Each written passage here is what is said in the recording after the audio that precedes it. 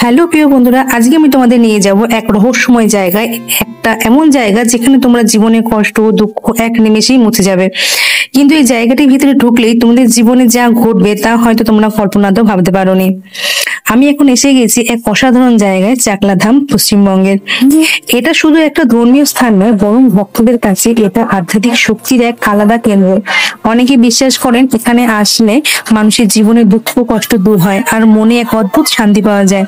তো তোমরা দেখতে পাচ্ছ চারপাশে ভক্তদের ভিড় কতটা জমজমাট, লোকেরা দূর দূরান্ত থেকে এখানে আসে আশীর্বাদ নিতে।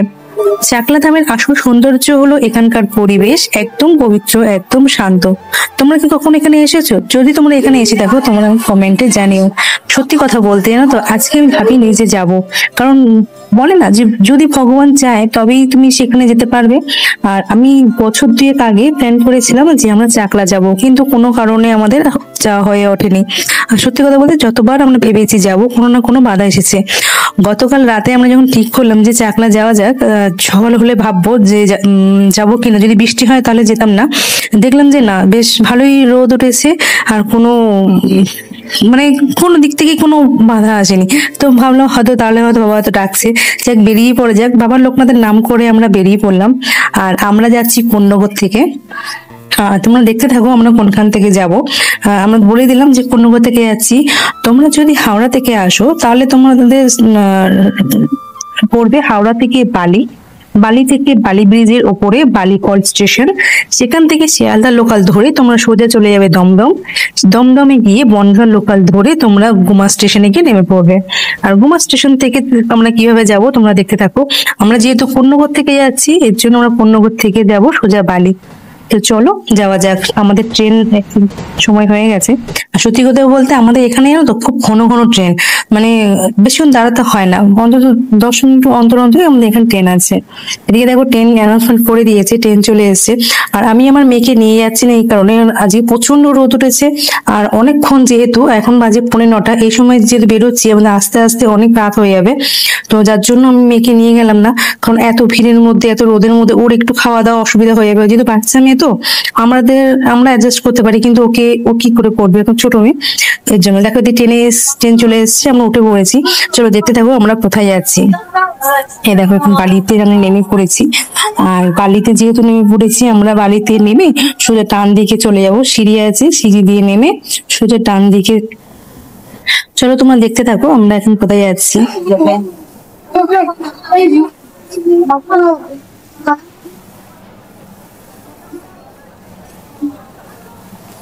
আমরা বালিতে নেমে এখন আমরা যাব ডান দিক দিয়ে, সিঁড়ি আছে সেখান দিয়ে যাবো বালিকল স্টেশন। যেতে তোমাদের একটা কথা বলি, জানো তো, যতক্ষণ না ঈশ্বরের ডাক আসবে ততক্ষণ তোমরা সত্যি কথা বলতে জানো তো, কোনো ধর্মীয় স্থানে যদি আমরা ভাবি যাব, কিন্তু সত্যি কথা বলতে যতক্ষণ না ঈশ্বরের ডাক আসবে ততক্ষণ আমরা গিয়ে পৌঁছতে পারি না। কারণ আমরা হয়তো চেষ্টা করি যে আজকে যাবো, আমরা প্ল্যানও করি, ঠিক হয়, কিন্তু কোনো না কোনো কারণে সে প্ল্যান ভেস্তে যায় বা কোনো বাধা আসে। আর এই যে চাকলা যাব আমরা ঠিক করেছি, গতকাল রাতে আমাদের হঠাৎ করে ঠিক হয়েছে যে যাওয়া যায়। সকালবেলা উঠে ভাবছিলাম যদি বৃষ্টি হয় তাহলে দেখি যাবো কিনা, কিন্তু সত্যি কথা বলতে সেরকম বৃষ্টি কিচ্ছু হয়নি, আর সুন্দরভাবে আমরা ঘুরে এসেছি। আর তার আগের দিনে প্রচন্ড বৃষ্টি হয়েছিল, কিন্তু যেদিন সকালবেলা আমরা গেছি সেদিন সকাল থেকে রাত কোনো বৃষ্টি আমরা পাইনি। আমরা সুন্দর গিয়ে ঘুরে এসেছি। উল্টো এত রোদ উঠেছিল, আর এই রোদে যেহেতু আমি ঘর থেকে খুব একটা বেরোই না, তো এই রোদে প্রচন্ড মাথা ধরে গিয়েছিল। যাই হোক তোমরা দেখতে থাকো, আমরা এখন যাচ্ছি বালিঘাট স্টেশনে। সেখান থেকে আমরা ট্রেন ধরবো। সেখান থেকে ট্রেন ধরে আমরা যাব দমদম, শিয়ালদা লোকাল ধরে সোজা দমদম যাব।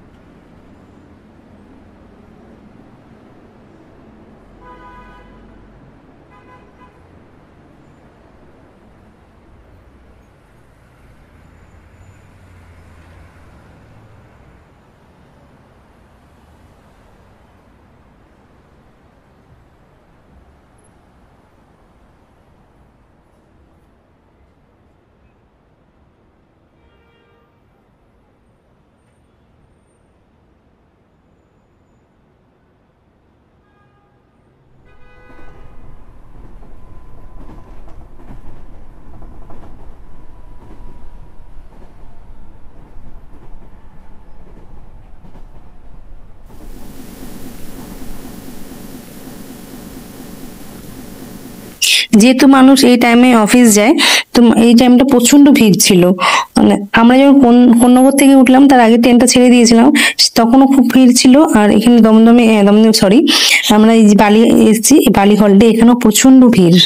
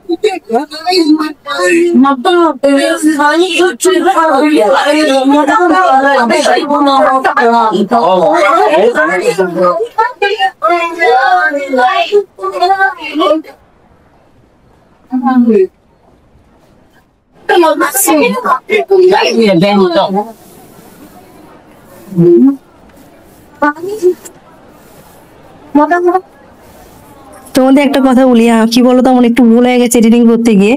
এই যে আমরা এখন এখন দেখা যাচ্ছে যে ছোলা খাচ্ছি, এটা আমরা আসার সময় খেয়েছি, কারণ এই কাকুটা খুব ভালো বানায়। আমার হাজবেন্ড এখানে আগে প্রায় আসতো, তো সে যখন খেত, এখানে কোনো পেঁয়াজ দেওয়া হয় না, সম্পূর্ণ নিরামিষ, খুব ভালো করে। কিন্তু যেহেতু আমরা আসার সময় এটা খেয়েছি, তো ক্লিপটা একটু আগে পরে হয়ে গেছে। যাই হোক, তোমরা একটু কিছু মনে করো না, এডিটিং এ যেহেতু ফার্স্ট, নতুন নতুন একটু হয়তো ভুল হচ্ছে। যাই হোক, তোমরা দেখো। আর সত্যি কথা বলতে দাদাটা ভীষণ ভালো করে, প্রচন্ড ভালো করে। এদিকে দেখো আমার ট্রেনের জন্য অপেক্ষা করছি। আজকের দিনটা সত্যি কথা বলতে এতটাই ভালো গেছে, আমাদের কোথাও গিয়ে দাঁড়াতে হয়নি। মানে আমরা স্টেশনে উঠেছি আর ট্রেন এসছে, নইলে আমরা ট্রেন ঢুকে গেছে, আমরা স্টেশনে ঢুকছি তখনই দেখি ট্রেন ঢুকে গেছে। মানে আজকের দিনটা আমাদের সত্যি খুব ভালো ছিল। মানে আজকে বাবা বলছিল তুমি আজকে আসো, কারণ এর আগে এতবার প্ল্যান করেছি, যাওয়া হয়নি। তো মনে মনে বলছিলাম কি যদিও তুমি ডাকছো না, নাকি কি করেছি নিজেও জানি না। সত্যি কথা আজকের দিনটা এত ভালো গেছে, আমি ভাবতে পারিনি যে এত সুন্দর ভাবে আমরা পৌঁছে গেছি।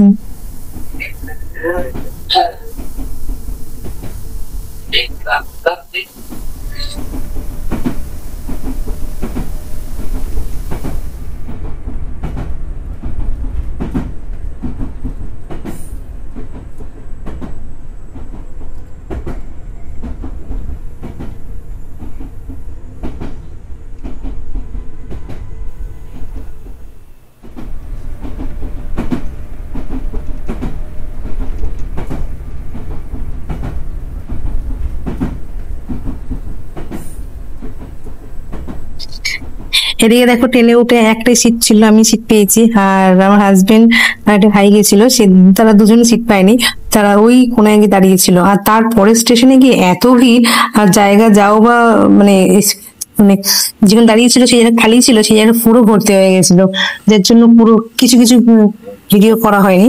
এদিকে দেখো তো রোদ, ছাতা না নিয়ে যেতে পারছি না, যার জন্য স্টেশনে ছাতা কিনে নিয়েছে।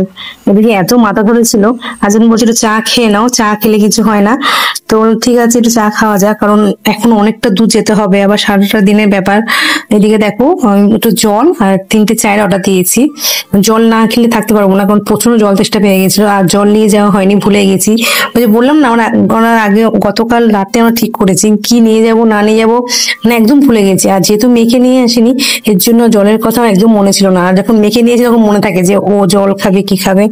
এদিকে দেখো জল খেয়ে একটু চা খেয়ে নিচ্ছি, কারণ এত মাথা ধরেছে রোদের মধ্যে, চাটা না খেলেই নয়। আর সত্যি কথা বলতে আমি এখন চিনি দিয়ে যেহেতু চা খাই না, তো বাইরে গেলে চা খেতে একটু একটু না ভালোই অসুবিধা হয়, ও মাঝে সাঝে একটু অনিয়ম হয়েই যায়।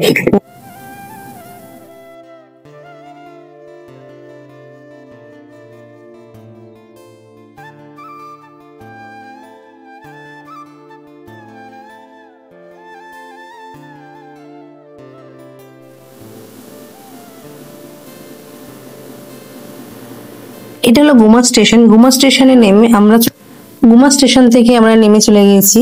আমরা সোজা ওখানে টোটো ধরবো। আর টোটো না, একটুক্ষণ সব টোটো ভ্যান সবই পাওয়া যায়, কিন্তু আমরা ভ্যানে করে গেলাম। টোটো করে গেলে তোমার অনেকটা মানে ঘেঁষাঘেঁষির মধ্যে যাওয়া হতো। কারণ আর ভ্যানে গেছি, ভ্যানটা বলতে একদম পুরো চারদিকে পুরো খোলা, শুধু মাথার দিকটা ছাউনি। কিন্তু বিশ্বাস করো এত সুন্দর লেগেছে, মানে কি বলবো। তোমরা দেখতে থাকো, তোমরা দেখবে যে ভ্যানটা কতটা সুন্দর। আমার কিন্তু বেশ ভালো লেগেছে। আমরা যখন মাসির বাড়ি যেতাম, আমার মাসির বাড়ি কাটোয়া, সেখানেও এই ধরনের ভ্যানই পাওয়া যেত। আমি হাজবেন্ডকে বললাম চলো এই ভ্যানটা তুমি কখনো উঠনি, এটাতে উঠে দেখো। আর সত্যি কথা বলতে এতটা পথ মিনিমাম গুমা স্টেশন থেকে লোকনাথ স্থানে যেতে মিনিমাম 40 মিনিট লেগেছে, কিন্তু ভাড়া ছিল মাত্র 30 টাকা। বলতে গেলে সস্তায়, বলতে গেলে আমাদের এখানেও যেমন এখান থেকে স্টেশনে, এখান থেকে এইটুকুনি 10 টাকা নেয়, সেখানে 35-40 মিনিট রাস্তা, সেখানে 30 টাকা নিয়েছে, এক একজনের 30 টাকা। তিনজনে যেহেতু গেছিলাম, তিনজনে 90 টাকা।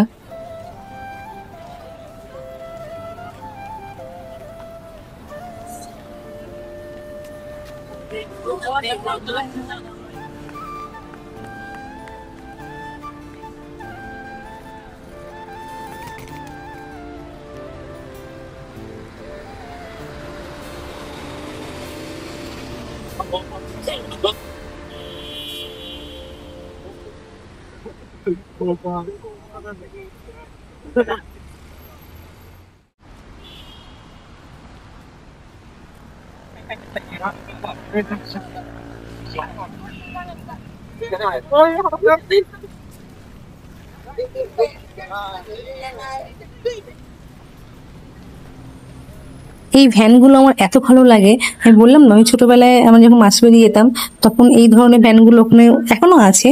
আর যেহেতু শহরের দিকে এই ধরনের ভ্যান পাওয়া যায় না, আর এটা একদম গ্রাম, গ্রাম বলতে একদম অত্যন্ত গ্রাম না, কিন্তু গ্রামের ছোঁয়াই আছে এর মধ্যে। আমার কিন্তু বেশ ভালো লেগেছে এই ভ্যানে করে যেতে। আমার হাজবেন্ডের কিন্তু এটা প্রথমবার, ও বেশ মজা পেয়েছে। আর সত্যি কথা বলতে আমরা যেহেতু চারিদিকটা খোলা, ভাবছিলাম হয়তো রোদ লাগবে, কিন্তু এতটা সুন্দর। মাথার উপর যে ছাউনিটা ছিল, ছাওয়াটাও ছিল, আর চারদিকে যেহেতু খোলা, এত সুন্দর হাওয়া লাগছিল, মানে খুব সুন্দর। আমরা খুব উপভোগ করতে করতে গেছি। দেখো পাশে দিদিভাইটা বসেছিল, এই সারাটা রাস্তা দিদিভাইয়ের সাথে গল্প করতে করতে গেছি আমরা। আর সত্যি কথা বলতে যেহেতু গ্রামে এখনো এই জিনিসগুলো আছে, আমার বেশ ভালো লাগে।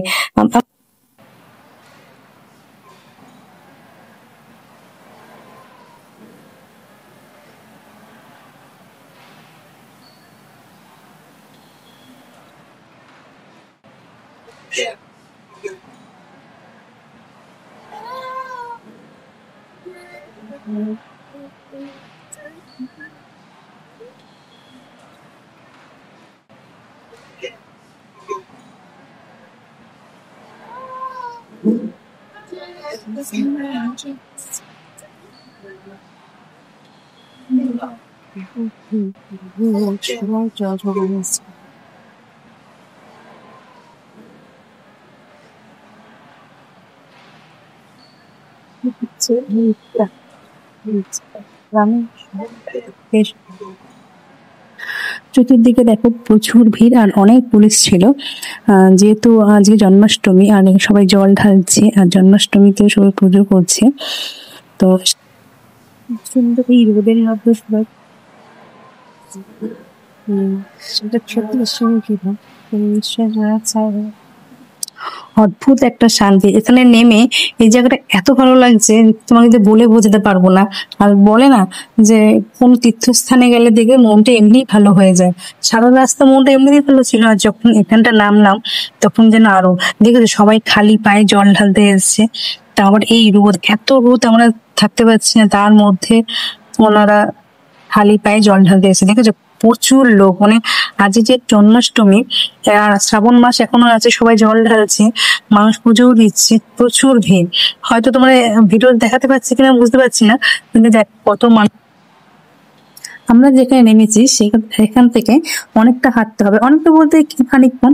আর যদি মনে করো তোমরা হাঁটবে না, তাহলে 10 টাকা করে টোটো পাওয়া যাচ্ছে। আমরা যেহেতু দেখছি সবাই হেঁটে হেঁটে যাচ্ছে, বিশেষ করে যারা জল ঢালছে, তারা যদি এত কষ্ট করে দূর দূরান্ত থেকে আসতে পারে, তারপর খালি পায় এই রোদের মধ্যে, তাহলে আমরা এখান থেকে এতক্ষণ হাঁটতে কেন পারবো না? সেই অনুযায়ী আমরাও হাঁটা দিলাম। আর সত্যি কথা বলতে একদম বেশি দূর না, অল্প। যাই হোক, যাদের হয়তো বয়স্করা আছে, দিদা কাকিমারা, তাদের জন্য টোটোর ব্যবস্থা আছে, কারণ আমরা দেখলাম অনেকেই টোটো করে যাচ্ছে।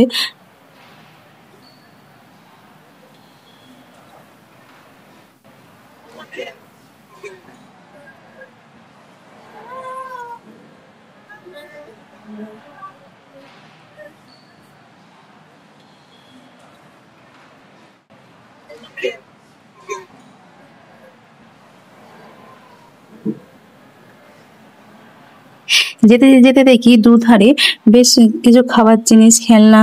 আর যেহেতু আজকে জন্মাষ্টমী, আজকে পুজোর দিন, অনেক ফুলের দোকান, তার সাথে প্যাকেটে করে সন্দেশ, মিষ্টি এগুলো বিক্রি হচ্ছিল। দিয়ে দেখতে পাচ্ছেন, বললাম না টোটোর ব্যবস্থা আছে, দেখে। কিন্তু অনেকেই যাচ্ছে, আবার অনেকেই যাচ্ছে না। যাই হোক, আমরা যাইনি। আর এখানে গাড়ি পার্কিং এর ব্যবস্থা আছে, জানি না আজকে ঢুকতে পারবো কিনা, কারণ যেহেতু আজকে জন্মাষ্টমী পুজোর দিন, প্রচুর ভিড়। তোমরা দেখতেই পাচ্ছো, প্রচুর ভিড়, কত মানুষ এখান থেকে যাচ্ছে, আর জল ঢালতেও যাচ্ছে।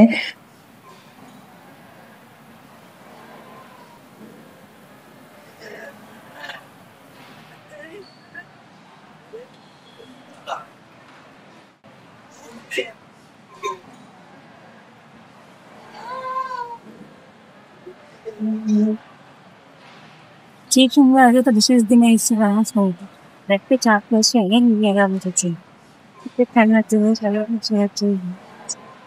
বাট মানে খুবই হচ্ছে ঘরে রাখতে হবে, কিন্তু যাই হোক, বলতে বলতে একটা ছবি দিচ্ছে, কারণ দিয়ে ছবি আজকে যেহেতু ফিরে যেহেতু খুব ফিরে আমার ভিতরে অফিসের ছবিও দিয়েছে, তো তখন তুমি ওনারা বেরিয়ে আসে, আর পরিবারের একটা হাত রয়েছে চিকিৎসা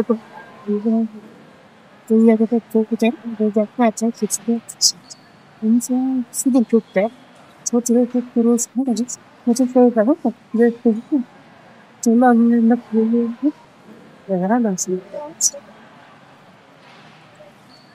ঠিক আছে, চারপাশে খুব সুন্দর কত ফুল সংরক্ষিত হয়েছে, পুজোর ওরা হচ্ছে সাড়ে ছয় দূর ওখানে যেতে রাখতে করছে, যেহেতু সামান্য ব্রাইটনেস আমি করেছি।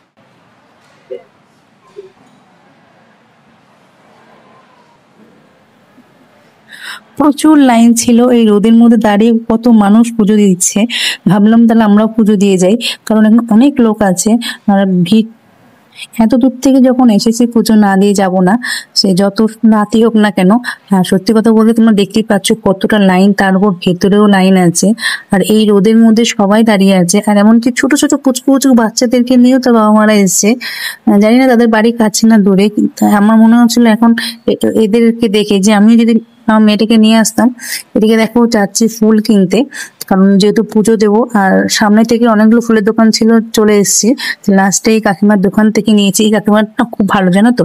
আমরা যখন পুজোর জন্য ডালা কিনছিলাম, তো জুতো রাখা জায়গা খুঁজে পাচ্ছিলাম না, ওনারা বললেন আমার দোকানে রেখে দিয়ে যাও, কিন্তু তোমাদের ঘুরে আসতে হবে, কারণ আমরা পুজো দিয়ে আমরা অনেক দূরে বেরোবো, যেখানে সামনে সেখান থেকে খালি পায়ে আসতে হবে। যাই হোক, ওনারা সত্যি খুব ভালো, ওনারা বললো রেখে দিয়ে যাও। তো যেদিকে আমরা টাকা হয়ে গেছে, আমি আমার হাজবেন্ডকে যখন তুমি লাইনটা দাও, কি টাকা আমি কিন্তু কি করে চলে এসে টাকা আসবে, এদিকে ফ্রিকশন লাইন দাঁড়িয়ে তখন থেকে দিয়ে টাকা বিক্রি করবো, কিন্তু যখন গাড়ি মনে হচ্ছে দিয়ে হচ্ছে ভাই বেরিয়ে তারা চলে এসছে টাকা আমি তো চিন্তা চিন্তা করেছি তো বন্ধ করা কাউকে না হলে টাকা করতে বুঝি, কিন্তু যেতে না তারা ছেড়ে মুখ মাঝে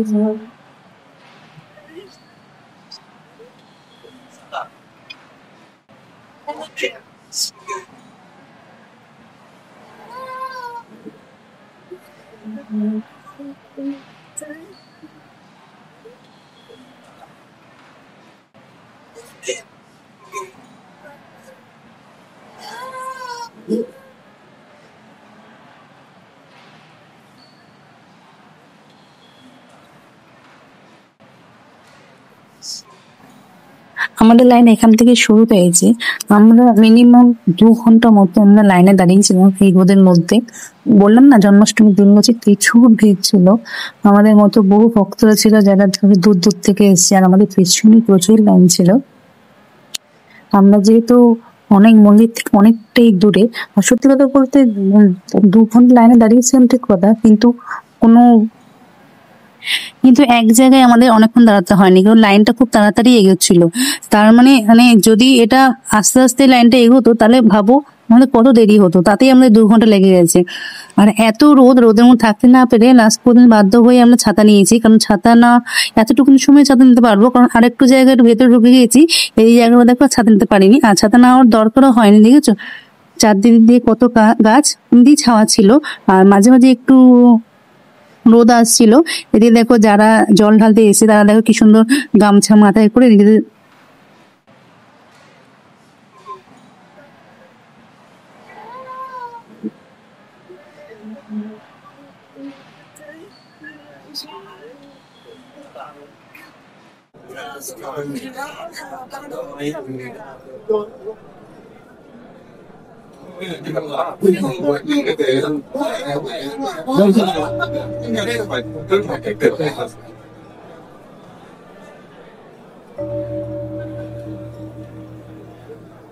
মন্দিরের এই যে ব্যারিকেডটা দেখেছো, এই জায়গাটা ঘুরতেই আমাদের কতক্ষণ টাইম লেগেছে। আর এই জায়গাটা মানে দেখতে হয়তো মনে হচ্ছে এইটুকুনি জায়গা, কিন্তু প্রচুর টাইম লেগেছে। এই দেখো এত রোদ, মানে ছেলেরা বলো মেয়েরা বলো কেউই থাকতে পারছিল না। লাস্ট পর্যন্ত যারা জল ঢালতে এসেছিল তারা মাথায় গামছা নিয়েছে, কিন্তু আমরা ছাতা খুলতে পারিনি এই কারণে, কারণ এত লোক, ছাতা খুললে কার চোখে মুখে গিয়ে লাগবে, তার থেকে থাক। সেই অনুযায়ী আমরা যখন ভেতরে ঢুকে গেছি আর তখন আর ছাতা খুলিনি, যখন বাইরে ছিলাম তখন ছাতা খুলেছিলাম। আর ওই যে ওই জায়গাটা বেশ গাছ ছিল, ওই জায়গাটা খুব শান্ত ছিল, কিন্তু এই জায়গাটা পুরো ঠাটা, পুরো রোদটা পুরো গায়ের উপর লাগছিল। আর বিশ্বাস করবে না, কত দূর দূরান্ত থেকে লোক এসছে। আর হয়তো আমি এমনও দেখলাম মন্দিরের উপরটা দেখো কি সুন্দর লেখা ওম, মানে মন্দিরের সামনাসামনি চলে এসছে, মানে এত ভালো লাগছে। আর অনেক ছোট ছোট বাচ্চারাও গিয়েছিল তার মা বাবার সাথে, হয়তো বাড়ির সামনে বা তারাও দূর দূরান্ত থেকে কিনা জানি না, তাদের সাথে কথা হয়নি কারণ তারা অনেকটা দূরে ছিল। ওদিকে দেখো আমরা মন্দিরের সামনে চলে এসেছি, যত মন্দিরের সামনে আসছি তত যেন প্রাণটা জুড়িয়ে যাচ্ছে। বহু দিনের আমার ইচ্ছা ছিল যে এই জায়গাটা আসার, অনেক বাধা পেয়েছি। বাবা হয়তো তখন চাইনি, আর কিছু না কিছু কোনো কাল ওষুধ বলো এটা বলো, মানে যখনই ভেবেছি যে যাব তখনই আমাদের কোনো না কোনো বাধা এসছে। আর এইবারে ফাইনালি আমাদের বাবার দর্শন হয়েই গেল। বাবা হয়তো চেয়েছে, বাবা হয়তো না, বাবা চেয়েছে বলেই আমরা এসেছি। এদিকে দেখো মন্দিরের ভেতরেও কত ভিড়, সবাই কত দূর দূরান্ত থেকে এসছে জল ঢালতে। আমরা শুধু গেছিলাম পুজো দিতে। আমার মনটা সত্যি এত শান্তি লাগছে, মানে বলে বোঝাতে পারবো না। যাই হোক, তোমরা দেখতে থাকো মন্দিরের ভেতরটা।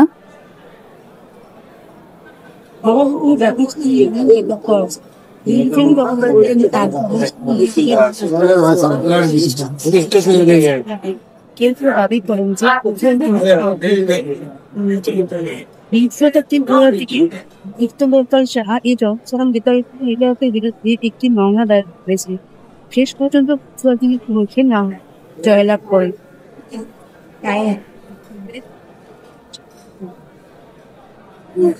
চাকলা ধামটি বিখ্যাত মন্দিরগুলি বাবা লোকনাথের দেখানো পথ অনুসরণ করে, যেখানে বলা হয়েছে যে অভাবগ্রস্ত মানুষের সেবা করা উচিত। ধামটি সকল বর্ণ ও সম্প্রদায়, দরিদ্র ও প্রতিবন্ধী ব্যক্তিদের সকল উপায়ে নিবেদিত প্রাণভাবে সাহায্য করে। এই স্থানটি প্রাচীন হারিয়ে যাওয়া ধর্মীয় কার্যকলাপ যেমন যজ্ঞ, কীর্তন, পূজা এবং অন্যান্য বিভিন্ন রীতিনীতির আয়োজনের জন্য পরিচিত। মন্দিরটি দিনে 3 বার অবিরামভাবে দেবতার পূজা করে এবং এটি পর্যটকদের জন্য অন্যতম প্রধান আকর্ষণ হিসেবে ভীষণভাবে কাজ করে। 1730 সালে বাবা লোকনাথ চাকলার একটি রক্ষণশীল হিন্দু পরিবারে জন্মগ্রহণ করেন। তার পিতা শ্রী রামনারায়ণ ঘোষাল, এবং যিনি অত্যন্ত ধার্মিক ছিলেন, তিনি তার এক পুত্রকে ঈশ্বরের পথে উৎসর্গ করতে চেয়েছিলেন এবং অবশেষে বাবা লোকনাথকে সন্ন্যাসী হিসেবে আধ্যাত্মিক জগতে পাঠাতে চেয়েছিলেন। প্রাথমিকভাবে তার মাও একই বিষয়ে মত হয়েছিলেন, কিন্তু পরে তিনি তার স্বামীর সাথে একমত হননি। বাঙালি হিন্দুরা বাবা লোকনাথের পূজা করেন এবং প্রায় প্রতিটি বাঙালি বাড়িতেই তার ছবি পাওয়া যায়।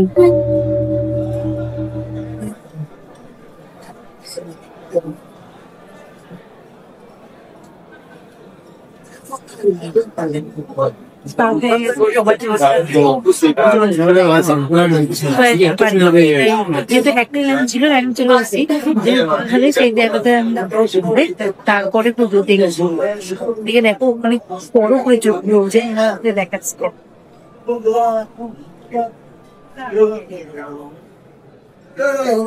ফাইনালি আমাদের বাবার ক্লোজ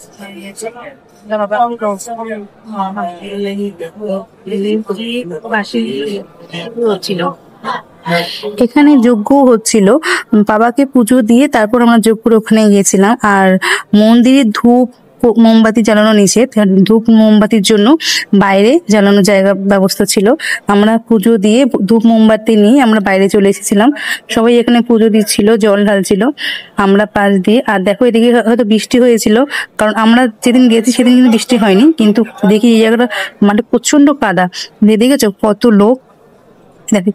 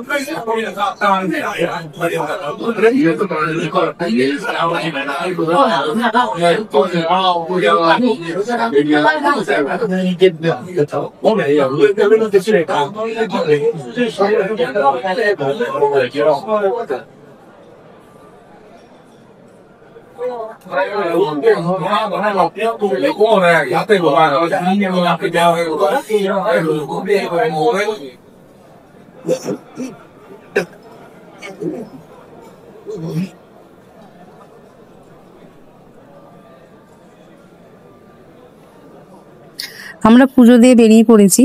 আর এখন যাচ্ছি আমরা ওই যেখানে প্রসাদ খাওয়াই সেখানে। আমরা কুপন কাটতে গেছি, কিন্তু আমরা কুপন পাইনি, কারণ আজকে যেহেতু প্রচুর ভিড়, প্রচুর লোক, তো কুপন শেষ হয়ে গেছিল। আমরা ভাবলাম তারা একটু প্রসাদ খেয়ে আসি, কিন্তু যেখানে প্রসাদ খেতে গেছি সেখানেও দেখি খিচুড়ির জন্য অনেক লাইন ছিল, কারণ তখন খিচুড়ি শেষ হয়ে গেছিল। সেকেন্ড ধাপে যখন খিচুড়ি রান্না হচ্ছিল আমরা সেখানেই অপেক্ষা করছিলাম। আমরা কি করলাম, সেখানে গিয়ে প্রসাদ খেয়ে তার আগে আমরা কিছু কেনাকাটা করে নিলাম। আমার কিছু ঠাকুরের জন্য কিছু জিনিস কিনলাম। আর এই কাকুটাকে দেখছো, আমি এনাকে জিজ্ঞাসা করছিলাম যে কুপন কোথায় পাওয়া যায়। উনি বললো যে কুপনের জায়গা আলাদা, অন্যান্য সময় এদিকে দেয়, কিন্তু আজকে যেহেতু প্রচুর ভিড়, আজ জন্মাষ্টমী উৎসব, যার জন্য আজ টিকিটটা অন্যদিকে দিচ্ছে। এদিকে দেখো ওইদিকে খিচুড়ি খাওয়ার জন্য প্রচুর লাইন পড়েছে, সেই লাইনেতেই আমরা দাঁড়িয়ে আছি।